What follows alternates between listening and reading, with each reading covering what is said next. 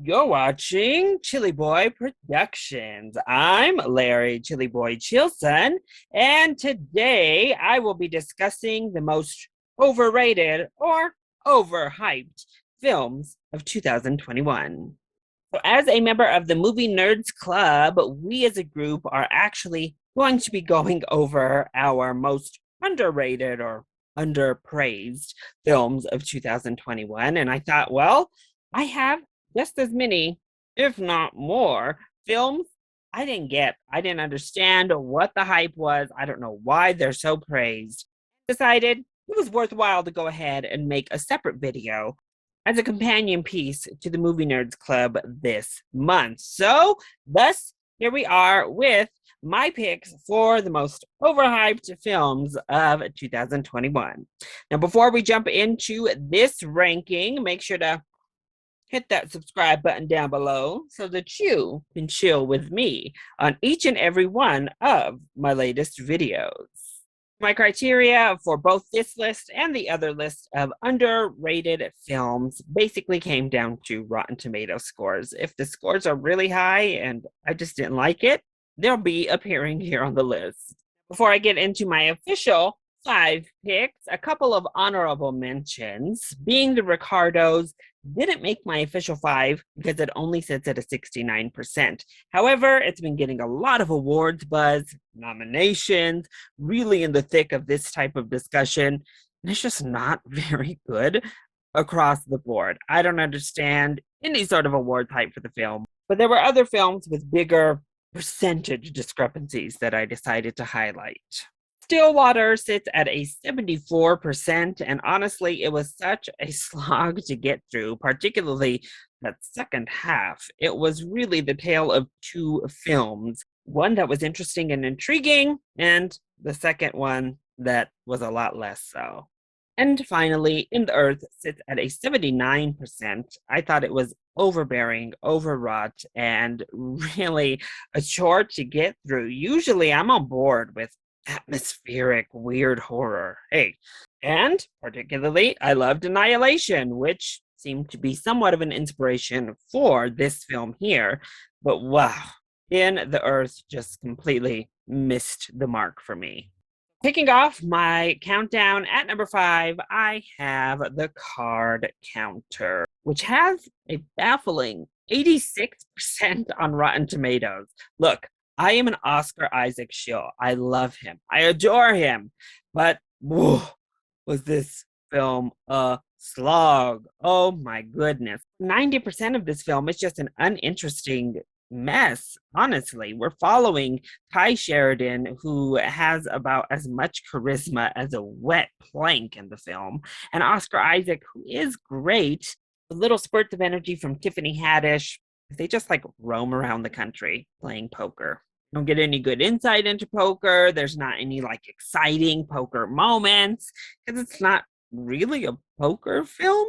Instead, it's all leading up to this insane conclusion.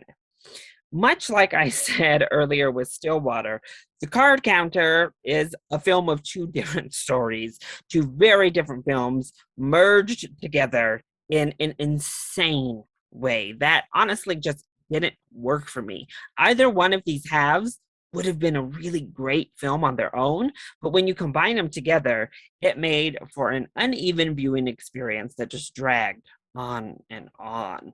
Plus, it gave us a sex scene with Oscar Isaac that had literally zero sex appeal. Yeah, that alone gets it on this list. So for my number 4 pick, I have The Lost Daughter.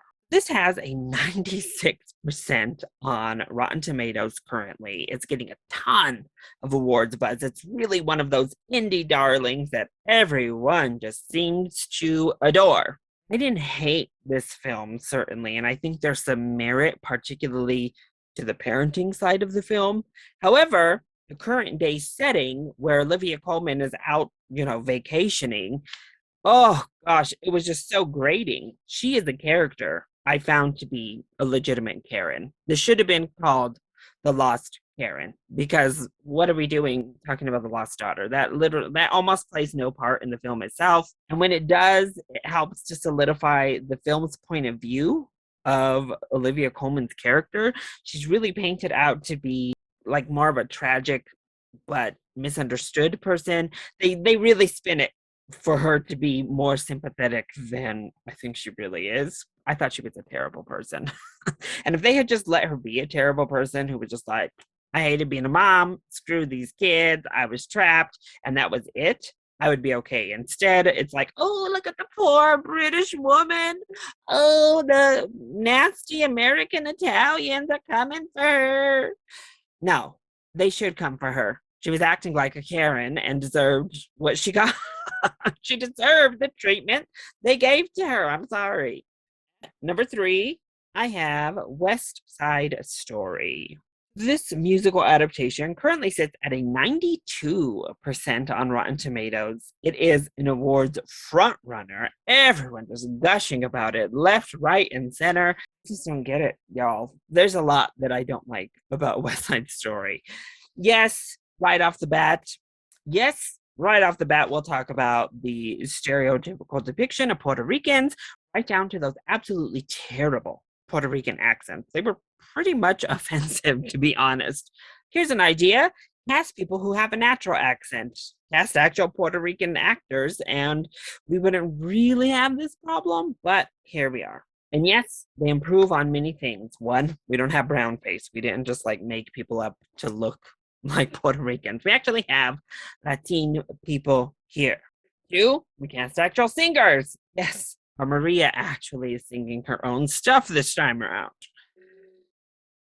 Overall, Steven Spielberg just directs a better film, let's be clear. However, it doesn't take away from all of those negative stereotypes. It doesn't add anything good or new to really say. It kind of fleshes out some of the themes, but only barely.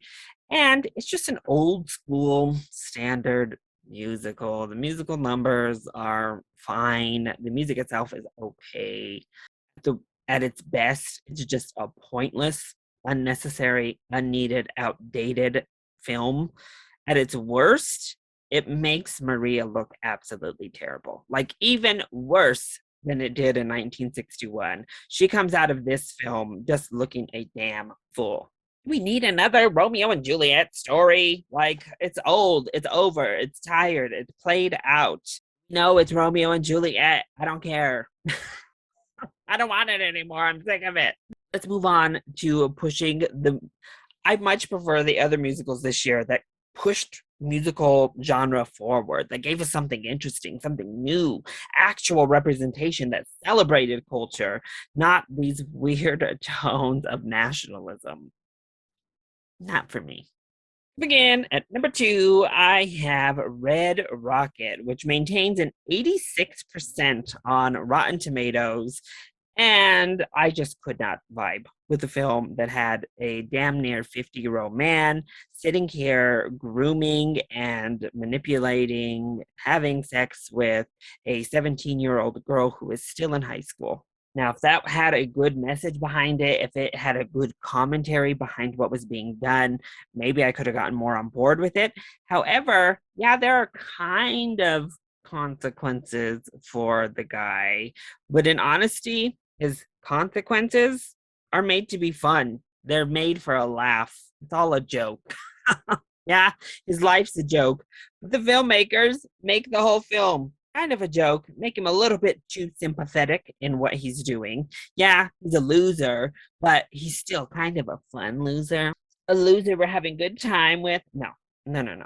Not to mention, they also depict the 17-year-old girl in as some sort of opportunist who is also manipulating her way through the situation, who is grown. No, no, no, no. Look, we can depict unsavory things on film, but you have to have something to say behind it. And I feel that Red Rocket and John Baker fumbled that part of the storytelling dramatically, to the point where I just felt disgusted watching this film and I wanted to get the hell out of there. I couldn't even laugh, none of it. It was horrible. Ugh.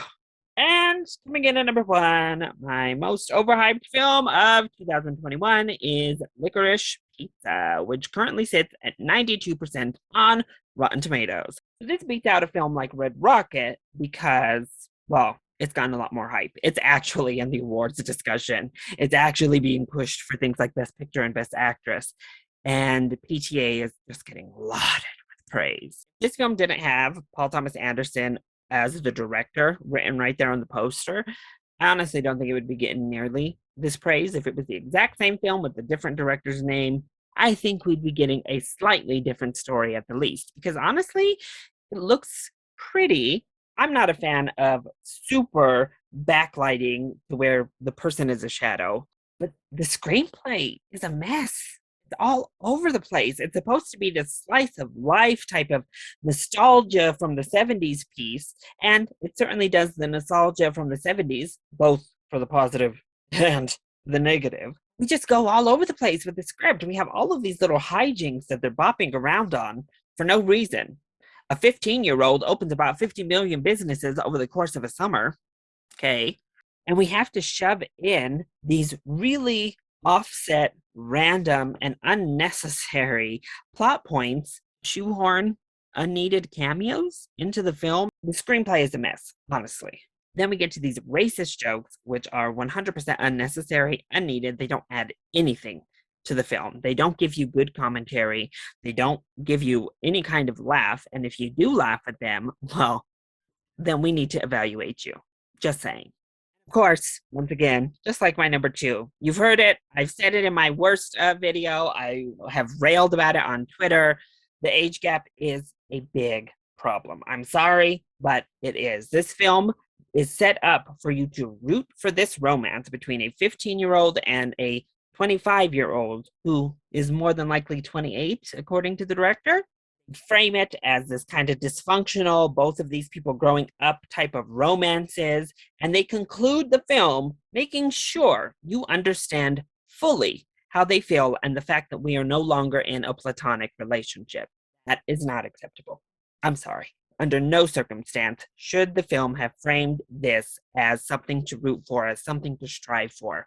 A 15-year-old is still very much a child, and no one over the age of 18, if you ask me, should be pursuing, accepting, entertaining any sort of romantic relationship with a 15-year-old, period. I'm sorry about it, but that's just how I feel. Not to mention, the leads have no chemistry. They're both a hot-ass mess.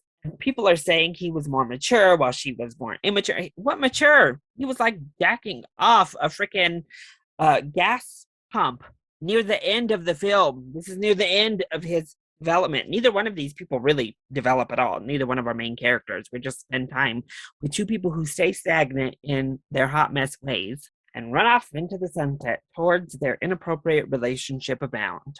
So on top of it being problematic as hell, it's also kind of a hot mess. Really just there. A bunch of awkward white people in the 70s doing awkward stuff in the 70s. I don't know.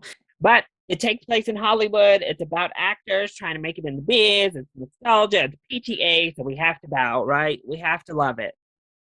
But here we don't. And I did not. So that's it. Those are my picks for some of the most overrated and overhyped films of 2021.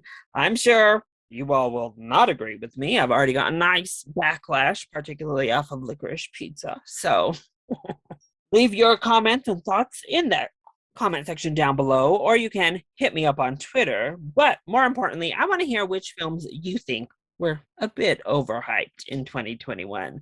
Leave those in the comments as well. If you enjoyed the video, hit that like button down below and subscribe to the channel so you are always up to date on all of my latest videos. I love you all so much for your continued support. Thank you for watching, and we'll see you next time. Bye.